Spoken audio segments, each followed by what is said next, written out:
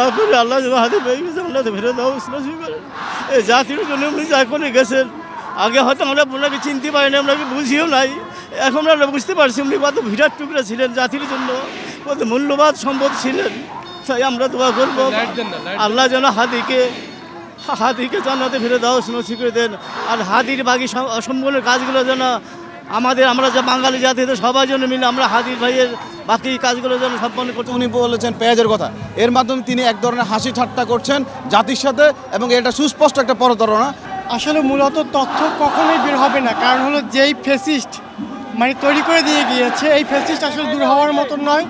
অতএব শুধুমাত্র হাদি হত্যা হয় নাই, বাংলাদেশে বিভিন্ন সময় শুধু হত্যাই হয়েছে, কিন্তু আজও পর্যন্ত আমরা শুধু এই শুক্রবার থেকে অন্য শুক্রবার বিষয়টা এমন নয়, অনেক শুক্রবার পেরিয়ে গিয়েছে, হাজারো ভাই শহীদ হয়েছে, কিন্তু তাদের এখন পর্যন্ত সুষ্ঠু কোনো বিচার আমরা পাইনি।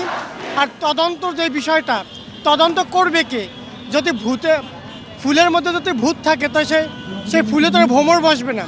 অতএব ফুল থেকে ভূত সরাইতে হবে, এরপর ভ্রমর বসবে। দেখুন, হাদি ভাই শহীদ হওয়ার পর থেকে আমরা যে উদ্যোগগুলো দেখেছি খুনিদেরকে গ্রেপ্তারের জন্য, সেটি আশাব্যঞ্জক নয়, এবং আমরা অত্যন্ত হতাশ এবং ক্ষুব্ধ এই অন্তর্বর্তী সরকারের উপরে। আসলে লেফটেন্যান্ট কর্নেল জাহাঙ্গীরকে ভরসা করে সবাই প্রথমে বসিয়েছিল।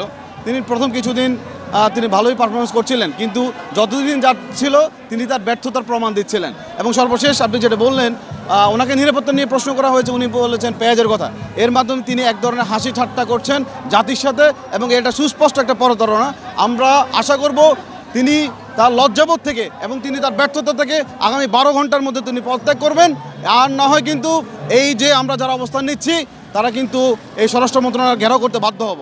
5 আগস্টের পরে আমাদের এমন একটা ঘটনা ঘটে যাওয়া, এটা প্রশাসনের জন্য লজ্জাজনক, রাষ্ট্রের জন্য লজ্জাজনক। কারণ অনেক সময় অতিবাহিত হয়ে যাওয়ার পরেও আমরা একজন বিপ্লবী মানুষ, এবং যে এখন বুঝতে পারছি মানুষের ভালোবাসার জায়গাটা কিভাবে করে নিয়েছিল, এমন একটা মানুষের বিচার এখন পর্যন্ত সরকার করতে পারছে না।